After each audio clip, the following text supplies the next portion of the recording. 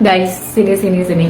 Aku mau cerita, mau mengeluarkan pendapat tentang kasus yang sedang berjalan sekitar kurang lebih 7 bulan lamanya gak kelar-kelar. Tahu kasusnya siapa? Ya, bener. Kasusnya Nikita Mirzani sama Dr. Reza Gladys. 7 bulan lamanya ini kasus nggak kelar-kelar gitu. Kasus apa ini, ya ampun.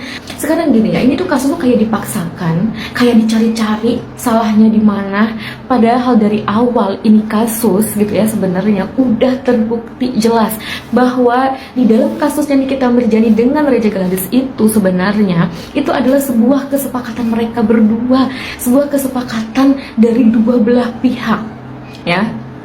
Kasusnya itu sebenarnya kayak gini.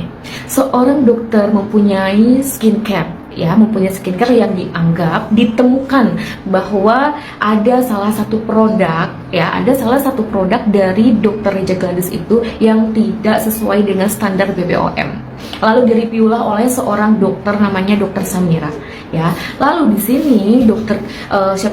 Gladys ngerasa bahwa ngerasa terancam gitu dengan di-reviewnya produk Dr. Gladys oleh Dr. Samira. Lalu kemudian seorang Nikita Mirzani pun dia pun turut untuk menginformasikan kepada masyarakat supaya berhati-hati untuk memakai produk yang tidak ber-BPOM, salah satunya itu milik Dr. Reza Gladys. Sekarang gini ya, kalau misalkan nih, mohon maaf nih ya dokter, kalau dokter melihat atau mendengar video ini, kalau misalkan nih dokter di awal ngerasa bahwa produk dokter itu tidak ada yang bermasalah ya, semuanya bagus, standar dengan BPOM, apapun yang mau dilakukan oleh orang lain, entah itu sebagai hinaan, cacian atau apapun itu gitu ya, atau misalkan dibilang produknya jelek atau apapun itu tuh ya ampun dok, itu tuh biarin aja, itu namanya orang yang sirik gitu ya. Kalau misalkan nih kita ngerasa cuman karena omongan orang itu gak bagus ya kan, lalu kita ajukan sebagai supaya seseorang itu tidak mereview yang jelek-jelek terhadap produk kita, yang berhadapan dengan kita itu adalah seorang artis atau public figure atau influencer, ya otomatis dong di situ harus ada transaksional yang harus dibayar oleh seorang pengusaha atau siapapun itu yang mau mengajak seorang artis atau influencer yang mau bekerja sama dengan kita. Sekarang kan pihak Dr. Reza ini ya mau bekerja sama dengan seorang Nikita Mirzani sebagai artis yang bisa dikatakan dia adalah artis yang memang sudah terkenal, punya nama gitu ya. Di situ ada kesepakatan loh ya, kalau misalkan kamu tidak mau di-review skincare-nya yang jelek-jelek, maka ya udah bayar dong aku, ya kan. Ada kesepakatan nih di sini dari pihak Nikita Mirzani. Kata seorang asisten Nikita Mirzani itu Mail, ya udah dong, kalau mau Nikita Mirzani ini dia mulutnya tidak mau mereview skincare dokter dengan yang jelek-jelek, maka bayarlah 5 miliar. Lalu apa tanggapan seorang dokter?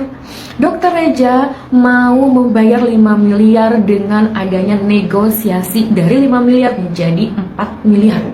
Itu secara logika manusia, secara logika kita sebagai masyarakat yang awam gitu ya, itu bukan suatu pemerasan.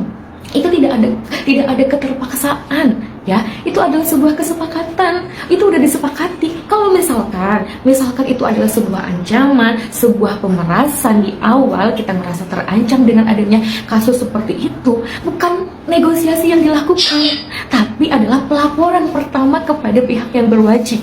Ketika kita ngerasa terancam gitu ya, kita ngerasa akan diperas nih oleh seseorang gitu, karena ngerasa bahwa dia itu berbahaya untuk diri kita, maka kita akan segera dong, secara logika manusia, akal sehat kita tuh kita akan segera laporan sama pihak yang berwajib. Tidak ada tindakan negosiasi di situ kalau misalkan kita ngerasa terancam atau ngerasa ada kasus pemerasan di situ. Sekarang ini kasus sudah berjalan selama 7 bulan lamanya kurang lebih. Jadi ini hukum, ini seperti dibuat-buat, dicari-cari masalahnya. Aku tuh jadi kayak, oh my god gitu. Kalau misalkan nih kasus hukum di Indonesia ini ya hanya cuman gara-gara ngerasa tersakiti hatinya atau baperan, ya penuh dong sel di Indonesia ini gitu ya, para JPU dan orang-orang yang menangani kasus ini tuh jauh lebih pintar daripada masyarakat seperti aku gitu ya. Ini tuh kasus yang menurut kami, khususnya aku tuh kayak dicari-cari gitu salahnya. Ya, mudah-mudahan kasusnya cepat selesai gitu ya, bisa menemukan keadilan yang benar-benar adil ya, sesuai dengan hati nurani seorang hakim.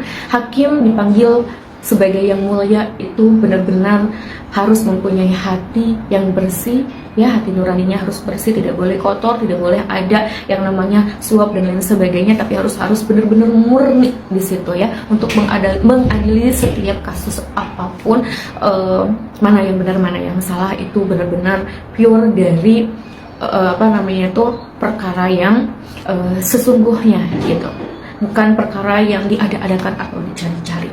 Ya, gimana menurut kalian? Apakah kalian salah satunya juga berpikir hal yang sama, yang tahu kasus ini? Komen ya.